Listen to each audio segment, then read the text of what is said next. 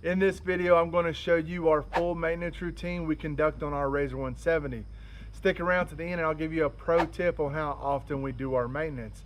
As always, please show your support by hitting the subscribe button and clicking the bell icon to turn on notifications.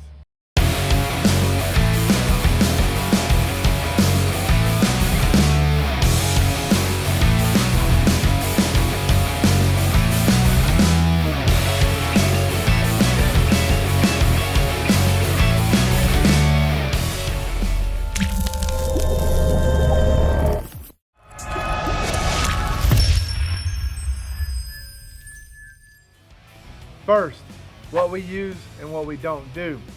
Next to me is a list of all the fluids we use doing the maintenance on our Razor 170. You'll notice I use OEM items on everything except the engine oil. The engine oil we use is not the specs, and I suggest not using it because it could void any warranty you might have on yours. Do your research and decide what's best for your machine. Now, if you currently do the maintenance on your full-size machine, then you will not have any issues doing the maintenance on a Razor 170.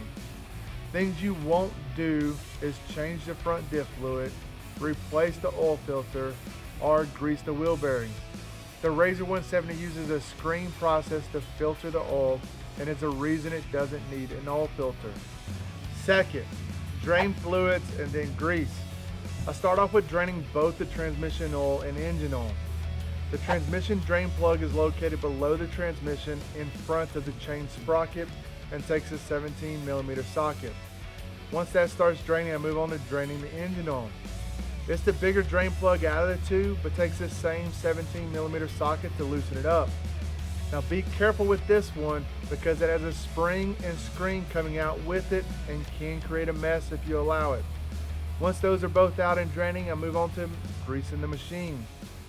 Now our model Razor only has 4 zerks located in the front on the A-arms.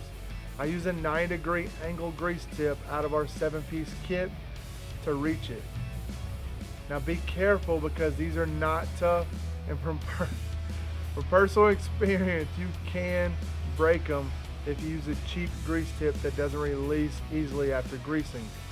Also, due to the angle of the zerk, you might have to put it on a jack to get the grease tip to connect properly. Third, adding oil and checking the air filter. Now you'll start off with making sure the drain plugs are back in and tighten the specs. Be careful and not to over tighten the drain plugs because these can strip out. Once that's in, I add in the correct amount of transmission fluid, and then I move on to adding in the correct amount of engine oil. Once both fluids are filled, then I move on to replacing the air filter. I replace the air filter no matter what condition it's in.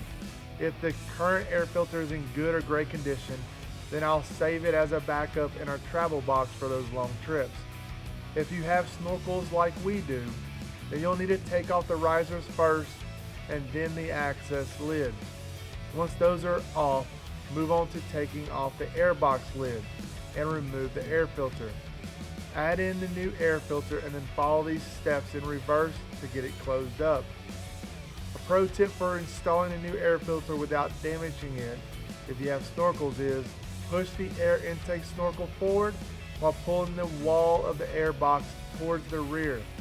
This allowed us enough space to get the new one in without damaging it. Fourth, checking the oil level and checking the chain. I start off with letting the machine run for 5 minutes, and once I turn it off, I let it sit for another 5 minutes. This gives the oil time to move around and then settle back down. Then I check the oil levels. If you follow the proper specs in your owner's manual for your year machine, you shouldn't need to add much, if any at all. If I need to add some, I will, but never add a lot, and repeat this process in between each time you add fluids. Overfilling will blow the seals and cause much bigger issues, so be very careful. I'm not saying this is how you should do your fluids change. I'm only explaining how we change the fluids in our Razor 170, so please take it for what it is. Once the oil levels are checked out, then I add WD-40 to the chain and call it a wrap. The chain definitely needs oiled more times than just once a year, so check it monthly depending on how often you ride the machine. In conclusion, completing a full regular maintenance routine on your Razor 170 is important. We do ours annually every April or May depending on when our first ride is scheduled. If your machine is getting ridden a lot, then I would suggest doing it every 6 months. I do it on a time duration versus hours because these machines don't come with a tracker.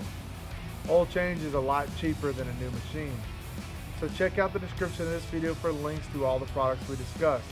Using the links in our description to buy these products helps us to continue to bring you great information like this video.